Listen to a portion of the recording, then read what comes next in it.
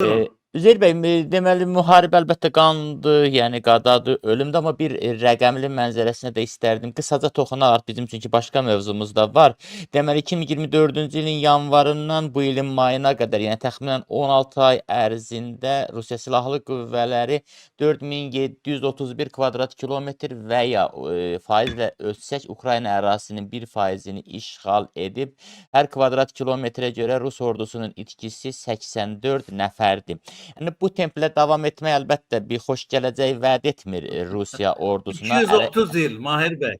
Hə, necə? 230 il hesablayıblar. Hı -hı. Deməli 230 il lazımdır ki, Rusiya tam şəkildə Ukraynanı nəzarət altına alsın. Orası aydındır. Amma ümumiyyətlə məni maraqlandıran başqa məqamdır ki, Amerikanın sürüşkən mövqeyi, Amerika deyir ki, hər an biz çəkilə bilərik danışıqlardan və açığı son vaxtlar Trump gələndən sonra, yəni Ukraynaya yardımları da, silah-sursat yardımları da daha çox formal xarakter daşıyır.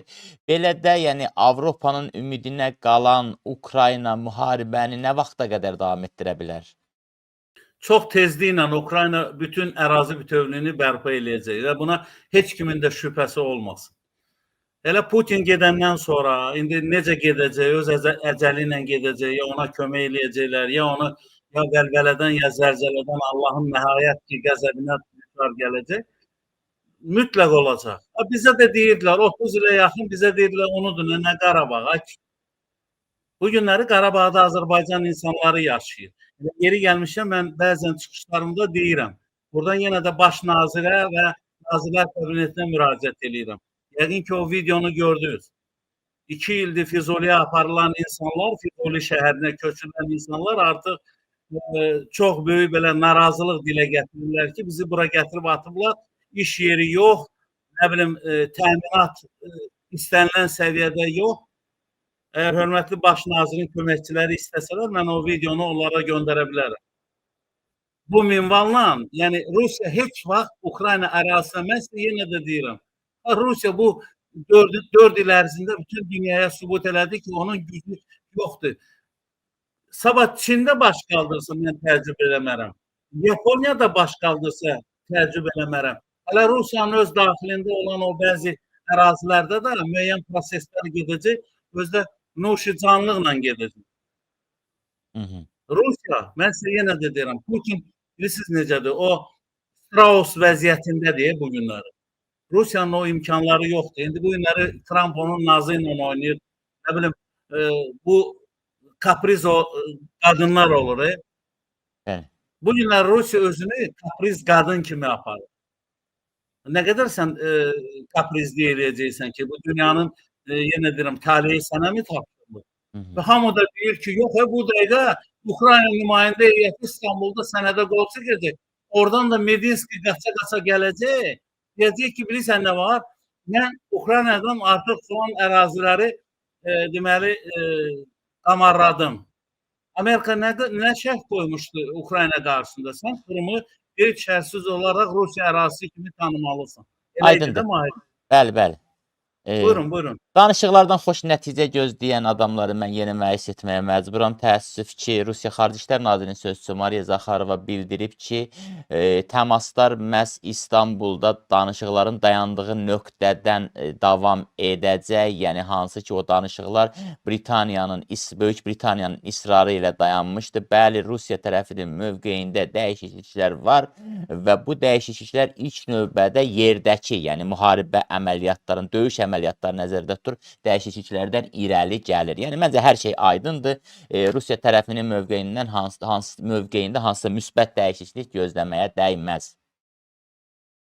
Bilirsiniz, Mahir bəy, Rusiyanın hansı mövqeyi olub ki, Rusiyanın təcavüzkarlıqdan başqa bir mövqeyi olmayıb. Və heç vaxtda mən sizə yenə deyim, mən artıq Rusiyanı ciddi dövlət kimi qəbul eləmirəm. Kim Rusiyanı ciddi dövlət kimi qəbul edir, öz işidir, yəni buyursun. Şükürlər olsun ki, Azərbaycan prezidenti də öz son hərəkətləri ilə bir daha göstərdi ki, Rusiya Azərbaycan üçün etibarlı tərəfdaş deyil. Rusiya sadəcə olaraq xəyanətkar, yəni rəhbərliyə malikdir. Necə ki, bizim mülki təyyarəmizi vurublar, bugünə qədər də özlərində kişilik, belə deyək də bir ləyaqət hissi eləyib Azərbaycandan üzr istəməlisən. Sən bu qələti eləmirsən, ay Rusiya. Mən bayaqlar o tələbə yoldaşıma da səs göndərəndə dedim.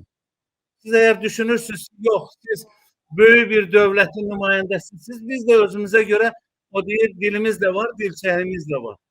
Sözümüzü də deməyi bacarırıq. Və bundan sonra daha sərt şəkildə eşidəcəksiniz. Başa düşmürəm mən. Xoruz yox idi, sabah açılmırdı. Moskva yox idi, gör biz yaşaya bilmirdik. İndi şükürlər olsun ki, kifayət qədər dövlətlər var. Harasa getmək də olur, hardansa gəlmək də olur. Hardasa öz biznesini də necə deyirlər, qura bilərsən. O bizim bəzi belə deyək də, o Mariya Zakharova ağlında olan bəzi soydaşlarımız var. Biz Rusiyada yaşayırıq, biz burada terör kazanırıq. Bunlar da bizi ne bileyim vırıştırmaq istəyir. Biz sizi vırıştırmaq istəmirik, biz sizi ayırtmaq istəyirik ki, bir balaca sözünüzü deyin. Siz orada belə deyək də, sizə üzr istəyirəm, meşoklarla pulu gətirib havayı vermirlər, əziyyət çəkib. Öz biliyinizlə, öz bacarığınızla o pulu qazanırsınız. Hansısa bir anası, atası belli olmayan nadir Peterburg imzasıyla yazan bir şərəfsiz çaqqal, o yaza bilər Slava Putinu, Slava Вооруженным силам. Biz görmüşük Slavada nədir, digər məsələlər də nədir. Sizin orada ham-ham eləməyiniz bizi zərrə qədər də olsa yolumuzdan çəkindirməyəcək.